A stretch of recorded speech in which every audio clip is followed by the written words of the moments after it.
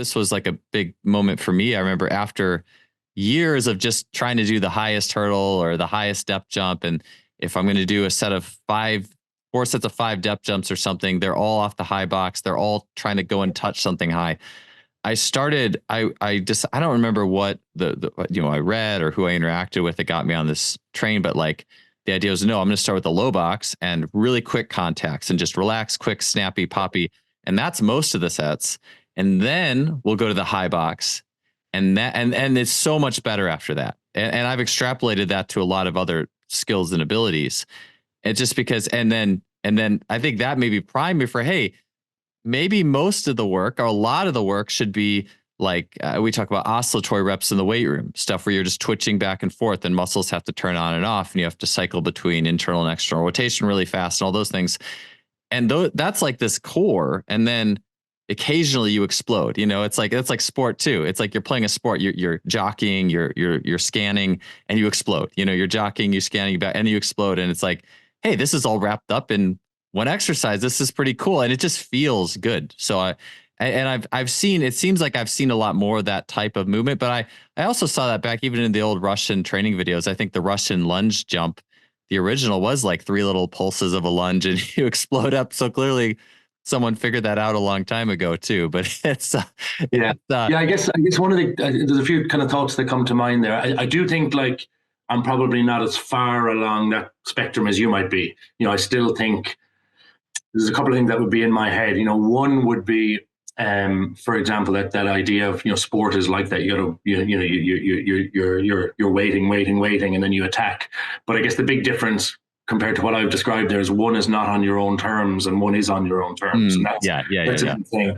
And I guess the other thing I have in my head as well is, again, when we come back to that thought of like, okay, we will do some of these certain exercises and they really are force maximizers, whether that's maximal strength work or high threshold plyometrics in shorter contraction times.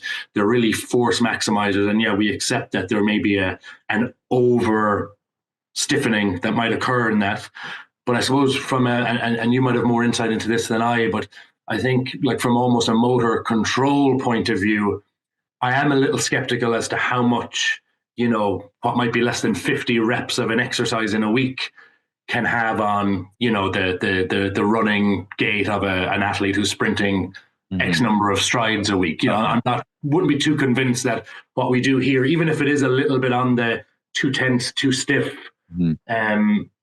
side of the spectrum, I wouldn't be too convinced how negative that could be on the activities that they've been doing since they were kids and that they're doing on a higher frequency. And ultimately that work that we're doing, again, whether it's those higher threshold plyometrics, whether it's our maximal strength training, again, we're not doing them for their sake. We're doing them to try and drive specific adaptations, which might help over here on the other side. Yeah, I agree with that. In context of and I think a lot of that, my thoughts come from the track and field window too, because if plyometrics is, instead of in team sport, maybe the extra plyos you're doing is, 3% of every single thing you're doing. Exactly.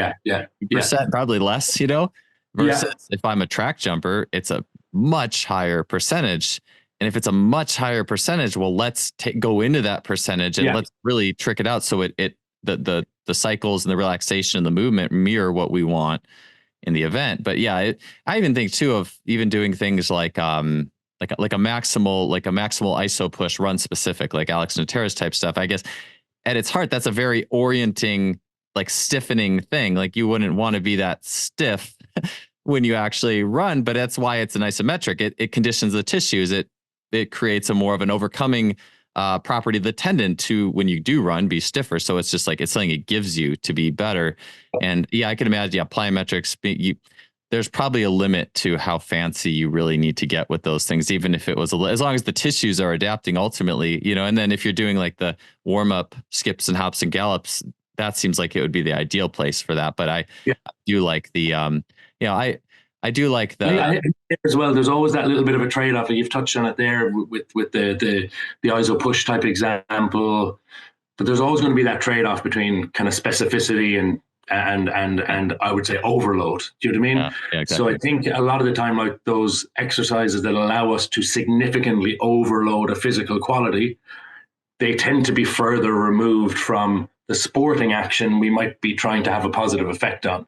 And that, I think, is where you have like the most, let's say, freedom to allow just the raw force expression. So that's your heavy squats. It might be your depth jumps. It might be, you know, because they're quite far removed, whether it's high speed running or some other action on the field or in the sport, you know, it's quite far removed in terms of motor patterning. And I think you can afford to have, you know, that bigger distance between, you know, just your pure overload. I think where it can get maybe trickier is, and maybe people can be guilty of, is where you try and get a little too clever with some of your plyometrics and you try and make them, you know, real highly specific. But then it comes down to, you know, are you just doing maybe like a bastardized version of the sporting action itself? Would you be better just doing the sporting action itself with good coaching and good recovery times, and or which I think is often the case, are you actually overloading a physical quality? And if you're not, just do the sporting thing and do your general stuff over here.